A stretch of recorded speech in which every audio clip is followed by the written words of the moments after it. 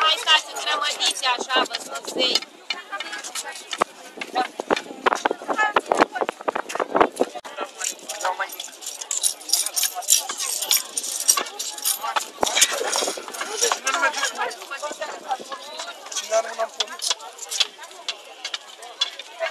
Viu, spalite lepo da vas slikam.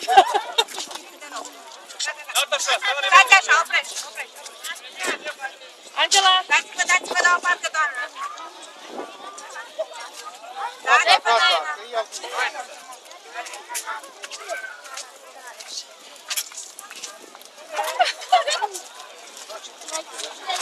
Kako sam uvatila sam. Uvatila sam vas.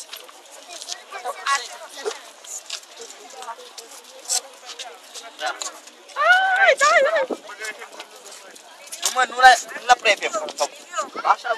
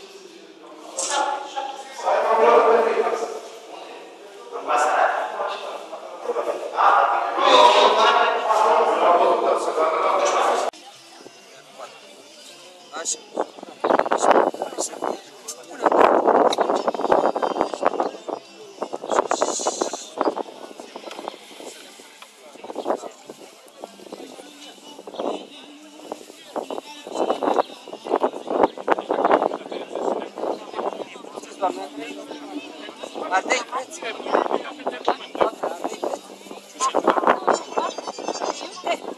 Iar. Nu e chiar așa, este stop. Ești stop.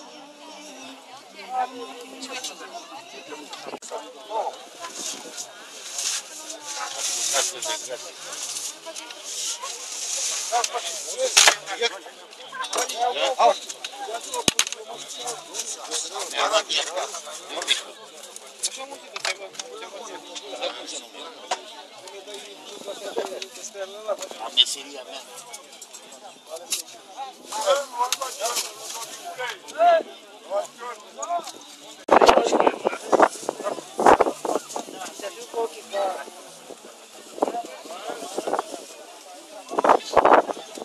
Avem un om care trebuie să filmeze. Da.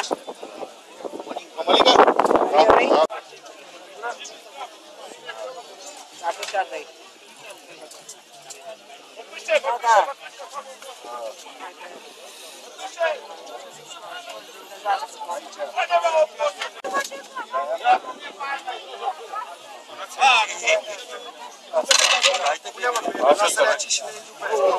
Atenție, garde!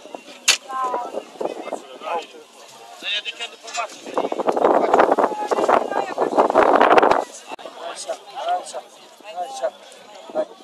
Hai, Nelu, stai.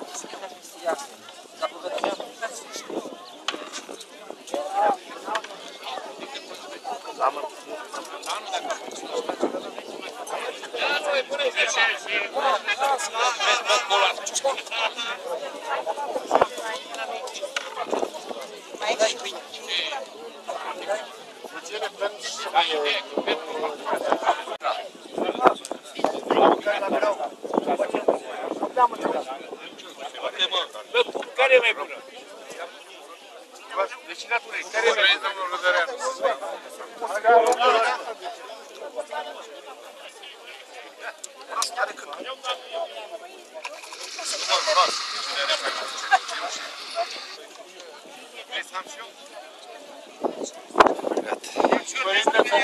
Ediția Festivalului Juvelnicul cu Rânduieli, festival organizat în cadrul proiectului Reflexii Culturale la Calafat, Turism și Tradiții Pescărești pe malul Dunării, finanțat din Programul Operațional de Pescuit 2007-2013. Această rânduială era și cea mai așteptată.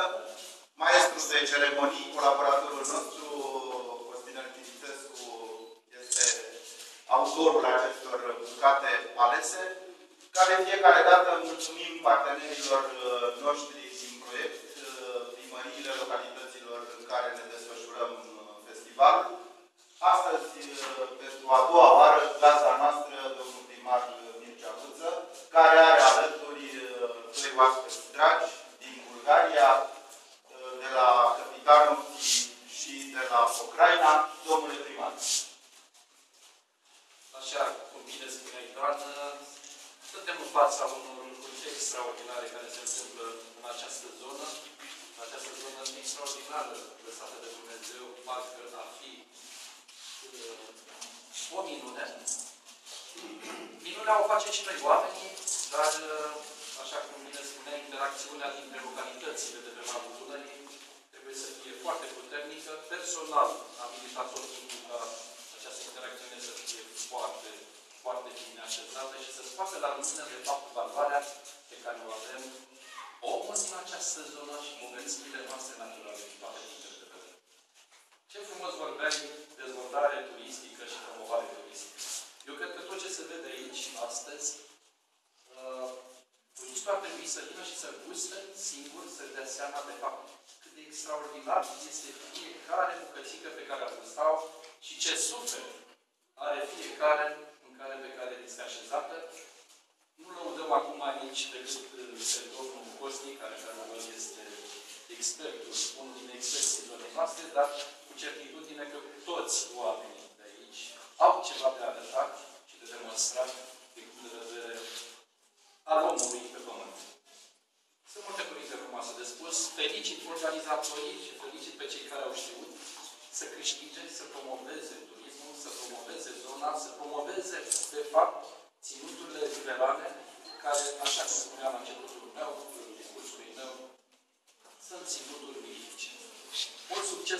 faceți și cu certitudine că noi vom fi alături de dumneavoastră. Faptul că suntem astăzi primari, de o parte și de alta a Dunării, la un moment pe care voi l-ați pus pur și simplu pe masă, e, cred că, un început de drum care va fi lung, frumos și extraordinar. De o parte și de alta a Dunării, dar de aceeași parte a mesei, despre estetica acestor bucate, despre importanța lor, despre rolul frumosului în arta culinară, doamna Letiția Sterian, în doar 2 minute. Eu mai simplu de data aceasta și zic așa, ce-ar zice Păstorel dacă ar fi acum aici? Ar face o poezie pe loc și ar ști ce să spună despre cele 3 calități pe care trebuie să le întrunească niște bucate așa cum sunt acestea prezentate. Și anume, ați simțit și dumneavoastră încă de când erați la Dunăre, parfumul, ca să zic, miroasele ciorbelor de pește de afară și cât de gustoase au fost. Asta ar fi prima atracție, parfumul, mirosul. După aceea, aspectul ar fi a doua calitate. Sigur că